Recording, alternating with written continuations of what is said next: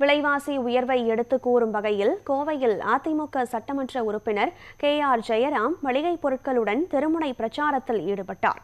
கோவையில் பல்வேறு இடங்களில் அதிமுக சார்பில் தெருமுனை பிரச்சாரம் மேற்கொள்ளப்படுகிறது. அதன் ஒரு பகுதியாக திமுக ஆட்சியில் விலைவாசி உயர்ந்துள்ளதை எடுத்து கூறும் வகையில் கோவை சிங்காநல்லூர் தொகுதிக்குட்பட்ட துளசியம்மன் லே அவுட் பகுதியில் சட்டமன்ற உறுப்பினர் KR ஜெயராம் சர்க்கரை, பருப்பு, தக்காளி உள்ளிட்ட மளிகைப் பொருட்களை அடுக்கி வைத்து பொதுமக்களிடம் தெருமுனை பிரச்சாரத்தை மேற்கொண்டார். இதனைத் தொடர்ந்து கோவை பாப்பநாயக்கன் பாளையத்தில் உள்ள பட்டத்தரசியம்மன் கோவிலுக்கு டேபிள், சேர் ஆகியவற்றை வழங்கி அப்பகுதி மக்களுக்கு நலத்திட்ட உதவிகள் மற்றும் அன்னதானம் வழங்கினார். விடியா திமுக ஆட்சியினுடைய விலைவாசி உயர்வை கண்டிக்கின்ற வகையிலே தெருமுனை பிரச்சார கூட்டம் நடைபெற்றுக் கொண்டிருக்கிறது.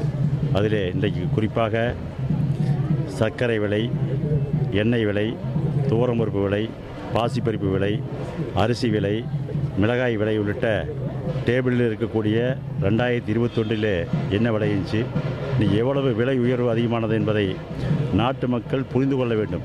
2021 என்ன விலைவாசி, இப்போ எவ்வளவு எண்ணற்ற விலைவாசி என்பதை புரிந்து கொள்ள வேண்டும். விடியா திமுக அரசுடைய முதலமைச்சர் அதிகாலையிலே இந்த நாட்டு மக்களுக்கு ஒரு 5000 ரூபா கொடுக்கறதாக எதிர்வருகின்ற 2026 சட்டமன்ற தேர்தலை எதிர்நோக்கி ஒரு மக்களை ஏமாற்றணும், ஆசை தூண்டணும்.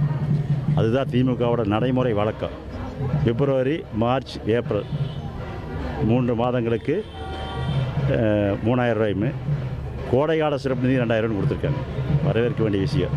இருந்தால் நாங்கள் எங்களுடைய பொதுச் செயலாளர் அவர்களும் கொங்குமணத்தில் SP வேலுமணி வேண்டுகோள் என்னவென்றால் 28 மாதம் நீங்கள் கொடுக்கல, மாதம் 1000 ரூபா உதவி கொடுக்கல, அதில் அந்த விடுபட்ட பணத்தை 25,000 நாட்டு மக்கள் கொடுக்கணுங்கிறதா எங்கள் இயக்கத்தினுடைய வேண்டுகோள். தேர்தலை மட்டுமே எதிர்நோக்கி 5000 இல்லை 50,000 ரூபா கொடுத்தாலும் திமுகவை புறந்தள்ள மக்கள் தயாராக இருக்கிறார்கள்.